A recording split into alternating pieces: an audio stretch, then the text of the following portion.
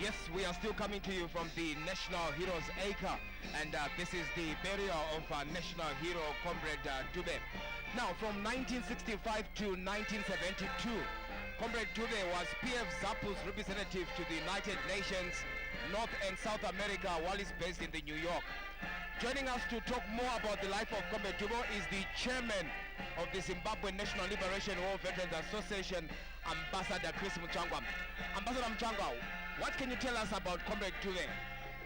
Well, I'm very, very honored, indeed humbled, to be in front of the Zimbabwe nation at Heroes Acre, where we are burying an illustrious hero of Zimbabwe, Dr. Kocho Dube. We, the war veterans, are particularly grieved because he was one of our own. As a young man, much earlier than the critical mass generation of the 70s, he had already decided to confront all the evils associated with foreign rule and the implanted presence of settler colonialists in Zimbabwe. He was a very smart Zimbabwean with a brilliant intellect, and he took it upon himself to say, I will use my mind for the benefit of the struggle of the freedom of the people of Zimbabwe. Along the way, he walked a very, very long and diverse path. And today, he is here at Heroes Acres, befittingly so, because he is an accomplished gentleman, a fine comrade, and a dedicated patriot who spent all of his life in one way or the other serving Zimbabwe. If young Zimbabweans ever want to find a role model, then they only need to look at what Dr. Kocho Dube did for Zimbabwe. It was not easy to use such an intellect for a greater cause. He could have just done his course, went to teach, supported his family, and lived a nondescript life like any other Zimbabwean of that particular period.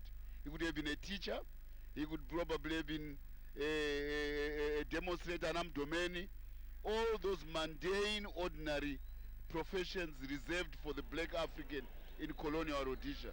But he went beyond that. He decided to become a fighter for freedom. And we are the more rich because of that. That's the firing party number one, presenting its arms. Then it will also present the shoulder arms, and then fire 3 volleys, then present. Let's just monitor.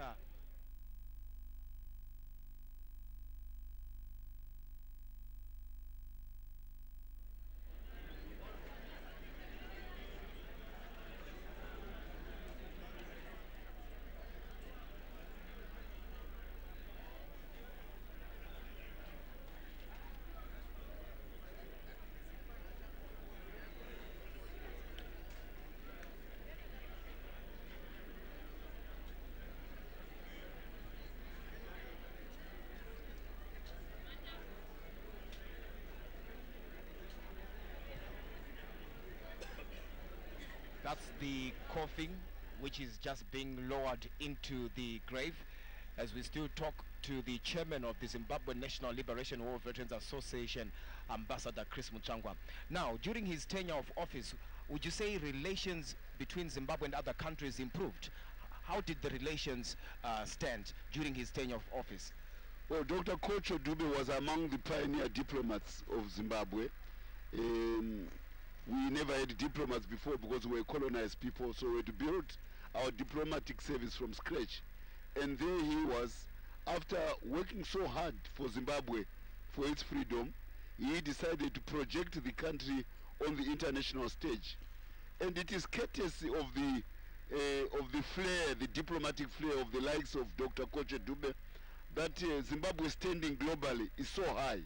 He was able to project a Zimbabwe which is modern, a Zimbabwe which is not vindictive about what it had experienced under foreign rule, a Zimbabwe which was grateful to Africa and the progressive world for the support which we got when we were fighting for independence, but above all, a Zimbabwe which was global in outlook.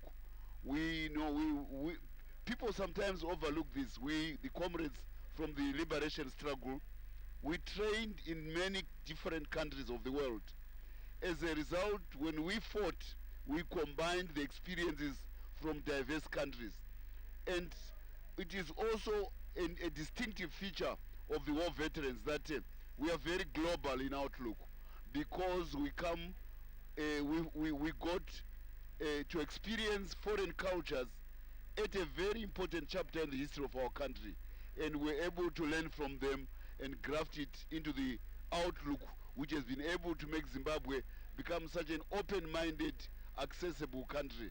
This is courtesy of the likes of the war veterans, who among them is Dr. Kocho Dube, who is real illustrious, a shining example of that aspect which says patriotism is not the reserve of the ordinary. It can also be an aspiration for the high-minded, and Dr.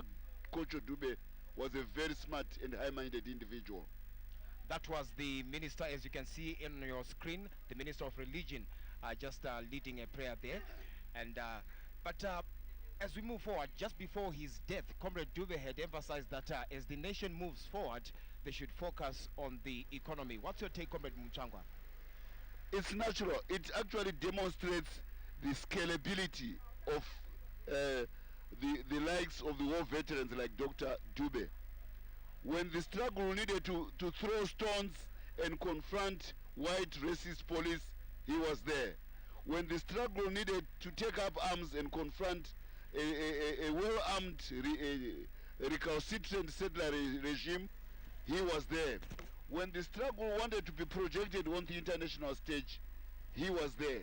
And in independence, when this task of nation building came to consolidate the independence, to bring ZANU and ZAPU together so that they could form an inseparable alliance, Dr. Dube was there to lend his vision and intellect to that enterprise. That's why we enjoy the peace which we have today, which is the envy of Africa, which has so stymied the Western countries who wanted to use divide and rule on Zimbabwe.